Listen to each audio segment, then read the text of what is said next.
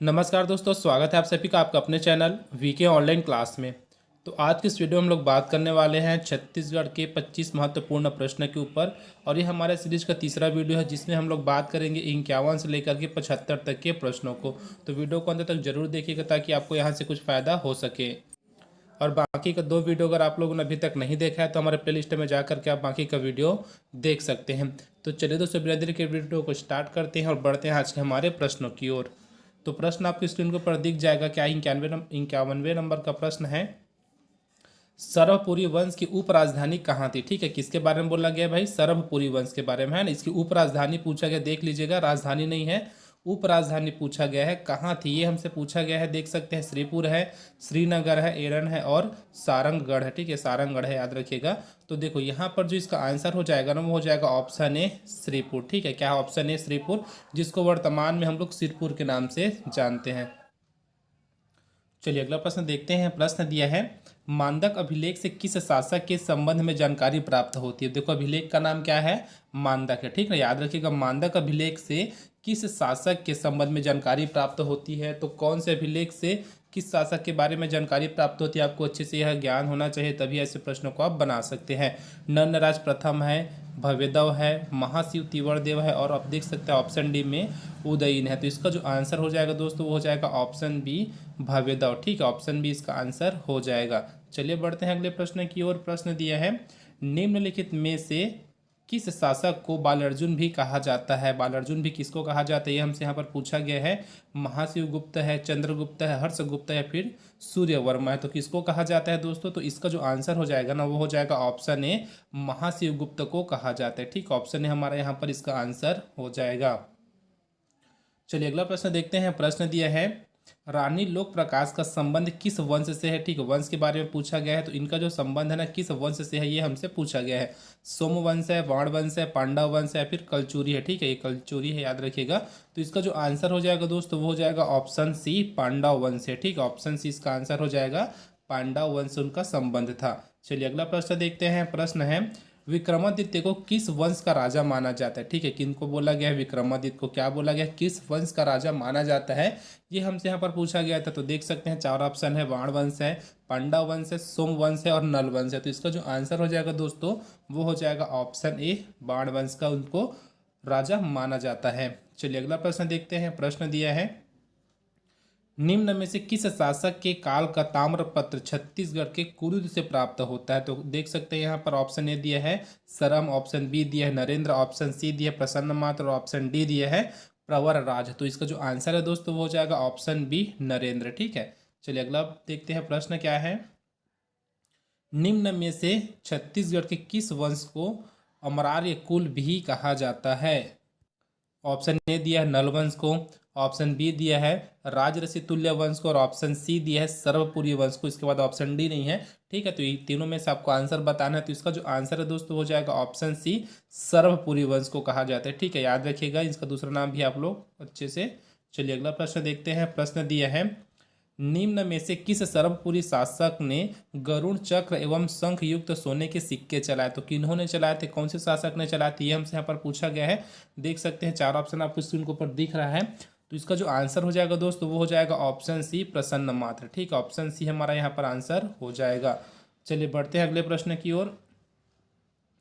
प्रश्न है, उदयन निम्न में से छत्तीसगढ़ के किस वंश का राजा था। सर्वपुरी वंश का राजा था, पांडु वंश का राजा था, नाल वंश या फिर नल वंश का राजा था और कुषाण वंश का। तो किस वंश का राजा था ये हमसे यहाँ पर पूछा गया है। तो क्या था, ऑप्शन हमारा बी सही हो जाएगा, पांडु वंश। ठीक है, याद रखिएगा, गलत हो गया है थोड़ा सा, वो पांडु वंश लिखा है। तो इसका जो आंसर हो जाएगा दोस्तों वो हो जाएगा पांडु वंश का वह राजा था। चलिए अगला प्रश्न देखते हैं। प्रश्न दिया है, नन्नराज द्वितीय छत्तीसगढ़ के किस वंश का शासक था। सोमवंश का शासक था, नल वंश का शासक था, सर्वपुरी वंश का शासक था या फिर कुषाण वंश का शासक था। तो किसका शासक था? तो इसका जो आंसर हो जाएगा दोस्तों हो जाएगा ऑप्शन ए, सोमवंश का वह शासक था। चलिए अगला प्रश्न देखते हैं। पांडु वंश का शासक तिवर्देव किस धर्म का अनुयायी था, ये हमसे पूछा गया है। शैव धर्म दिया है, वैष्णव धर्म दिया है, ए और बी दोनों दिया है और ऑप्शन डी में दिया है बौद्ध धर्म। तो इसका जो आंसर हो जाएगा दोस्तों वो हो जाएगा ऑप्शन बी, वैष्णव धर्म। तो याद रखिएगा, जो पांडु वंश का शासक तिवर्देव था ना, वह वैष्णव धर्म का अनुयायी था। चलिए अगला प्रश्न देखते हैं। प्रश्न दिया है, प्राचीन छत्तीसगढ़ के पांडु वंश के निम्नलिखित किस शासक ने मौखरी राजकुमारी वाष्टा देवी से विवाह किया था? तो किन्होंने किया था? तो ऑप्शन सी हमारा सही हो जाएगा, हर्षगुप्त ने किया था। ठीक, ऑप्शन सी हमारा यहाँ आंसर हो जाएगा। चलिए बढ़ते हैं अगले प्रश्न की ओर। प्रश्न देखते हैं क्या दिया है। लक्ष्मण मंदिर का निर्माण किसके द्वारा कराया गया? तो किनके द्वारा लक्ष्मण मंदिर का निर्माण करवाया गया था? हर्षगुप्त है, वाष्टा देवी है, महाशिव गुप्त है और नंददेव है। तो यहाँ पर आप देख सकते हैं जो लक्ष्मण मंदिर है ना, ये कहाँ पर स्थित है, इसको आपको कमेंट बॉक्स में कमेंट करके बताना है। और इस प्रश्न का जो आंसर हो जाएगा दोस्तों वो हो जाएगा ऑप्शन बी, वाष्टा देवी ने करवाया था। ठीक है, चलिए अगला प्रश्न देखते हैं। प्रश्न यहाँ पर देख सकते हैं कूट के रूप में है, निम्नलिखित कथनों पर विचार कीजिए बोला गया है। तो आप हमको जो पहला यहाँ पर दिया है कथन, उसमें बोला गया है महाजनपद काल की जानकारी बौद्ध यात्री वेनसांग के यात्रा वृत्तांत से भी मिलती है। तो ये तो सही है। ठीक, ऑप्शन मतलब जो पहला हमको कथन दिया है ना वह क्या हो जाएगा, सही हो जाएगा। अगला यहीं पर देखते हैं जो दूसरा दिया है, वैदिक साहित्य में नर्मदा नदी का उल्लेख रेवा नदी के रूप में है। तो ये भी आपका सही हो जाएगा। तीसरा देखते हैं, उत्तर वैदिक काल में देश के दक्षिण भाग से संबंधित विवरण मिलते हैं। तो ये भी आपका क्या हो जाएगा, सही है। हमको क्या पूछा था, उपरोक्त में से कौन से कथन सही है करके पूछा गया था। तो ऑप्शन मतलब जो कथन पहला, कथन दूसरा, कथन तीसरा, तीनों के तीनों सही है। तो इसका जो आंसर हो जाएगा वो हो जाएगा ऑप्शन डी, जिसमें आपको पहला दूसरा तीसरा तीनों देखने को मिल रहा है। चलिए अगला प्रश्न देखते हैं, कलचुरी राजवंश का वास्तविक संस्थापक कौन था? तो कलिंग राज है, कमल राज है, पृथ्वीदेव प्रथम है, रतनदेव है। तो इसका जो आंसर हो जाएगा दोस्तों वो हो जाएगा ऑप्शन ए, कलिंग राज है। ठीक, ऑप्शन ए हमारे इसका आंसर हो जाएगा।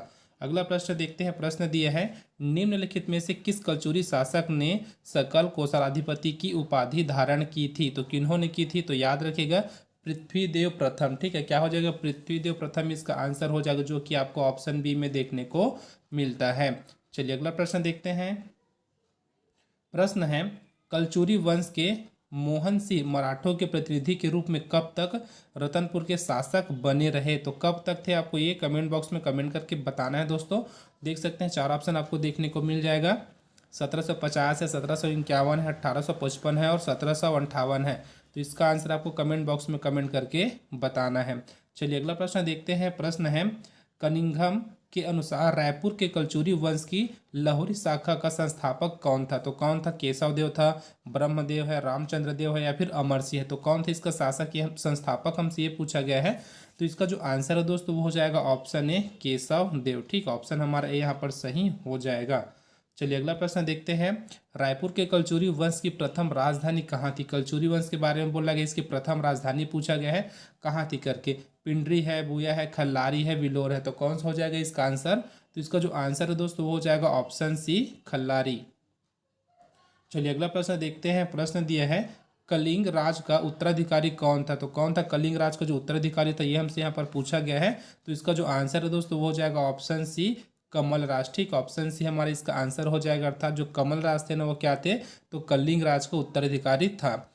चलिए अगला प्रश्न देखते हैं। प्रश्न दिए है, रतनपुर नामक नगर की स्थापना की थी, तो किन्होंने की थी, किनके द्वारा किया गया था रतनपुर नामक नगर की स्थापना, ये हमसे यहाँ पर पूछा गया है। देख सकते हैं चार ऑप्शन आपको देखने को मिल रहा है। तो इसका जो आंसर है दोस्तों वो हो जाएगा ऑप्शन सी, रत्नदेव प्रथम। ठीक है, तो इनके द्वारा क्या किया गया था, तो रतनपुर नामक नगर की स्थापना की गई थी। चलिए अगला प्रश्न देखते हैं। प्रश्न दिया है, छत्तीसगढ़ के रतनपुर में महामाया मंदिर किसने बनवाया था? तो किन्होंने बनवाया था, ये हमसे पूछा गया है।